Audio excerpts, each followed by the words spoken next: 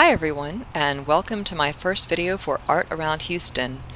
Over the summer, I created a series of videos for young artists exploring and painting places around Houston and Harris County. I'm continuing this series into the fall and adding some extra painting tips and tutorials for teen and adult artists. That cat that you just saw was Oliver, and he is the resident bookstore cat at Kaboom Books, an excellent used bookstore in downtown Houston.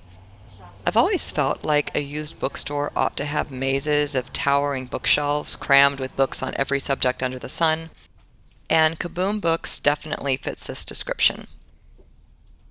The owners, John and Dee Dillman, were kind enough to give me permission to film and paint there, and I had a lot of fun exploring their shop and looking at all the books they had. I think that you get a lot more variety of books at used bookstores, and in most cases I would prefer to buy a used book rather than a new book because I feel as if a used book that's already been loved comes with a little bit of something extra, something in the pages left behind by the people who have already read and loved this book over the years. So my challenge for today was finding an area of the bookstore to paint and finding a way to take all of these complex colors and shapes of the books and simplify them enough for a short painting session. I decided to paint this open doorway with the bookshelves around it looking through into the other area of the shop and the bookshelves on the other side of the door.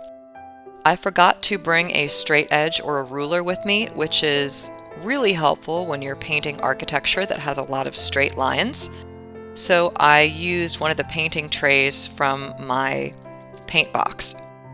The first thing I did was sketch in the bookshelves by the door and the door frame itself. And then I loosely sketched in the shelves on the other side of the door. A good rule of thumb is work from big to small shapes. Especially when you're prepping a sketch for a watercolor painting, you can save yourself a lot of time by leaving out the details that don't need to be there. So you can see that while I took the time to draw in the rough shapes of all the bookcases that I wanted to focus on, I did not draw in the books. I'm going to paint those in later. I think there was one area where I started to draw them in and then stopped, because I realized that most of those tiny little lines were going to get covered up by paint anyway, so there wasn't really any point in spending the time drawing them. I started off painting a brown wash over the floor.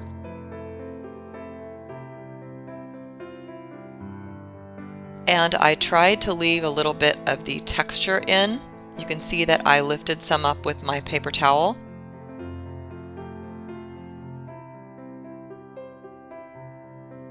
And since this was an older painted concrete floor, I wanted to preserve some of the roughness and worn areas.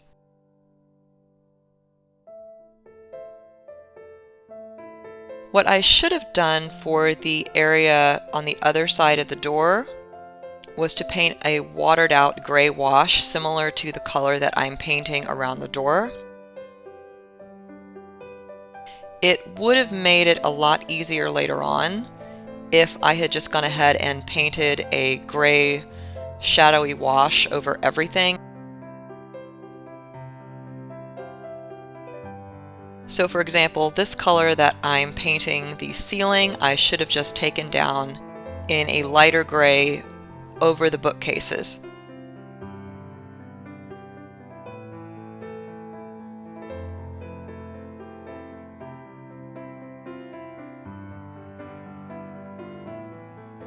You can see now that I'm lightly painting in the bookcases in the background. And for this bookcase in the foreground as well, I should have also painted a gray wash over that. And that's because the shadow cast by the shelves was difficult to put in later on. I wasn't trying to paint every book. In this instance, I was just picking out some colors and sort of randomly making rectangles. I picked out some colors that were vivid that would show up like reds, greens, and blues, and painted them on shelves in random orders and groups. I wasn't trying to make the shelves look exactly the way they did in the bookstore. If I had wanted to do something like that, I would have probably needed several more hours. When you do a painting on location, it's important to keep in mind what you can reasonably get done in the time you have in that location.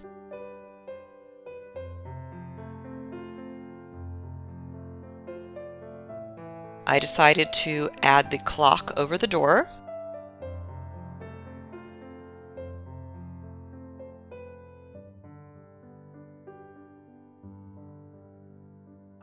Now you can see that I've started trying to add some of the shadows cast by the shelves onto the books below them.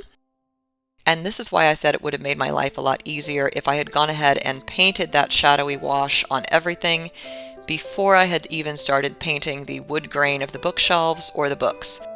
Then the gray shadowy wash would have had a chance to dry, and I could have just laid down the books and the bookcases right on top of it. My advice is to always try to work back to front and big to small.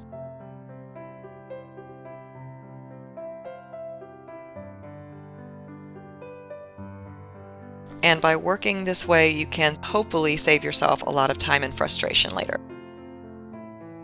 By working on the bigger shapes before the smaller shapes, you can again save yourself from painting in a lot of details and then having to paint over those details later and having everything basically get erased.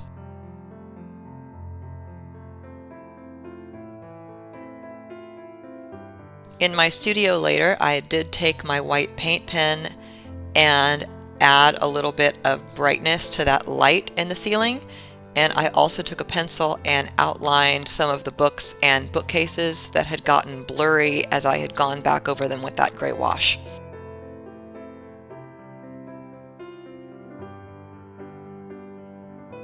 Thank you for joining me today, and I will see you in the next video. Thank you for watching.